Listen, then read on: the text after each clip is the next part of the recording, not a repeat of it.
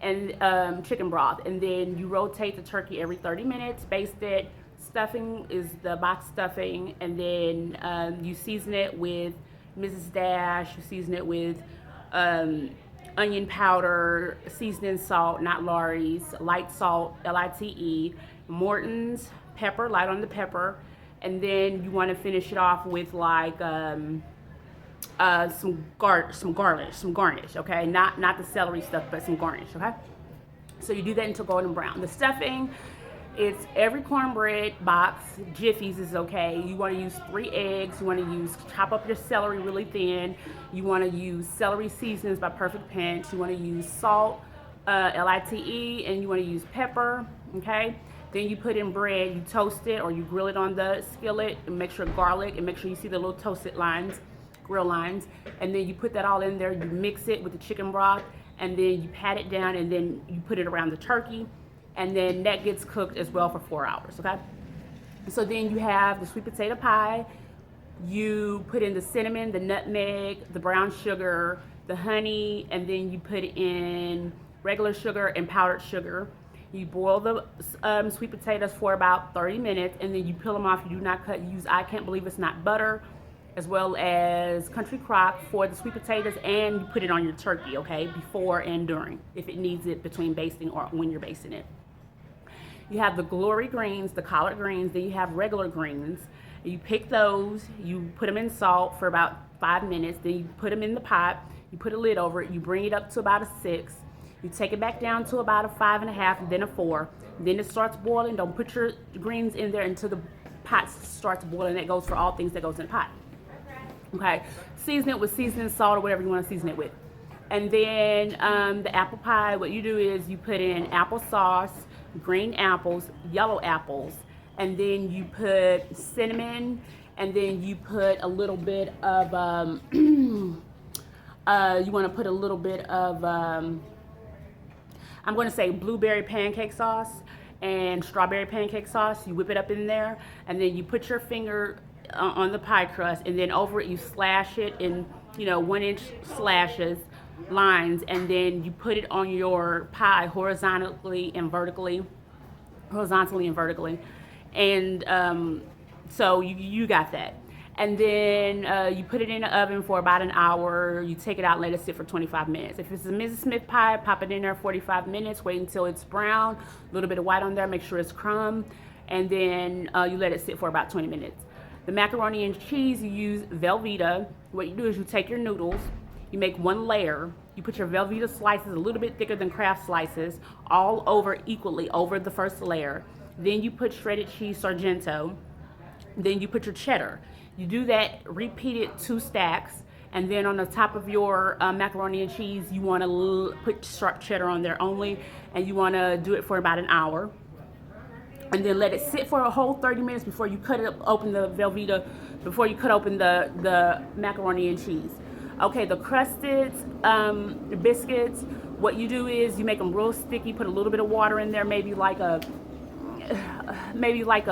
couple of swallows worth, or just say a couple of little capfuls. Maybe I would say about 4 of them. It's going to be sticky. You put your I Can't Believe It's Not butter only in there. And then you put salt and pepper, and then you mix it. You put it on your tablespoon. You oil your pan with oil and butter, and then you put it on there. Make sure there's enough space between. Even you can probably get about 8 or 9 on a 10 to 12 by inch skillet. They come out tasting better than pie pies. Okay.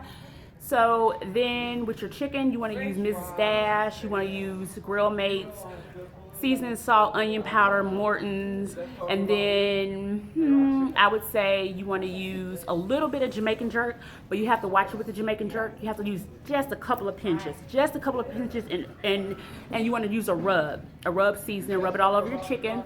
You want to put Pillsbury flour in there. Bring your skillet up to about 5.5. You have to be careful with oil. You have to put it on the lower heat when you bring it up, and then down to a 4.5. Wait about, I would say, 5 minutes. Go ahead and drop the chicken in there. And if it's not, hurry up. If it didn't start sizzling right away, hurry up and bring it up to a 6. When you drop your chicken in there, it'll start to sizzle in about 20 seconds. Okay. So another thing you want to do, I don't really have any idea for deviled eggs. I don't really do deviled eggs. Those are self-explanatory. The green bean casserole, you have an Alfredo sauce mixed with cream, sour cream, and then you put a little bit of cottage cheese in there. You can have your onion rings or your onion chips or whatever you put in there onto your green bean casserole. Okay, you want to boil your steak for 45 minutes. It can't be less than 45 minutes, maybe a half hour if you speed it up on 5.5 to 5. And then what you do is you put in your potato chip cheese dip, your cheese that melts in there, and then you also want to put in like the Cheez-It crackers. So you put that Cheez-It with the cheese crackers in there to help make your fondue. No beef stew, no sauce like that. You have to rinse your meat, and the green beans and the potatoes go in there at the same time as the steak. So after you cook them for 45 minutes and then you start it all over, it'll take the melting pot about 45 minutes to cook. Okay.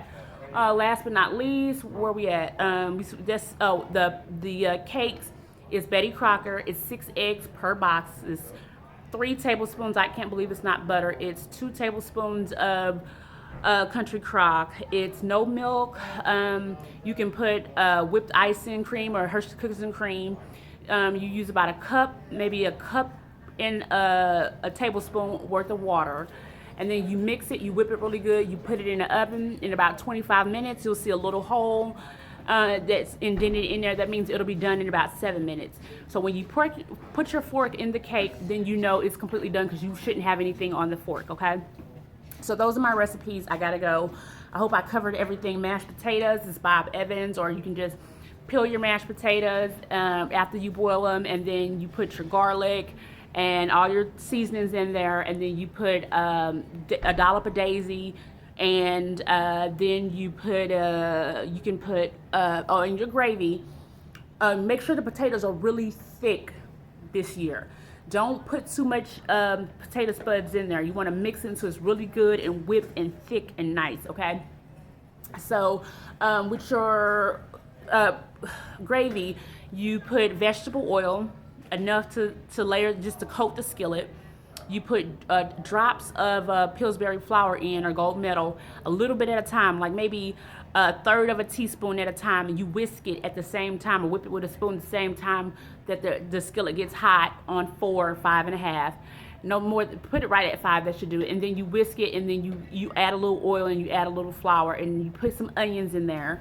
Then you put the cream, then you put, don't forget to put the cream of chicken into your cornbread. You need about 2 cans. So that's your homemade gravy. And then with your regular gravy in the packet, you want to put a little water in at a time, hot water. Wait till it boils. Put the gravy mix in there, whip it at the same time. You can put your onions, dice your onions. You can put your onion powder in it. You can do all that stuff. So you bring it and you add the gravy according to it and make it nice, thick, and soupy. Cream of celery soup. You want to put your celery, your cream of celery in there. You want to put your parsley leaves. Then you want to put your milk, and then you want to go ahead and put, where are we at? Oh, cream of celery. You want to add a little bit of Turkish nuggets to it. The little Turkish nuggets. Wait till they melt and dissolve. Put them on a skillet. Make sure they melt and dissolve, and then put them in the cream of celery, and that's how you get that. Okay, so you guys got my Thanksgiving ideas. Okay, so yeah, Rachel pretty much said it all. Smells like a banquet when you get done, and everybody's been to a banquet. We know how that is. I used to work for a banquet service for about 6 years. I learned a lot, and a lot I had to go in the kitchen and learn the difference between an eye stove and an electric stove. So, okay, you got it from there. All right, Rachel, bye.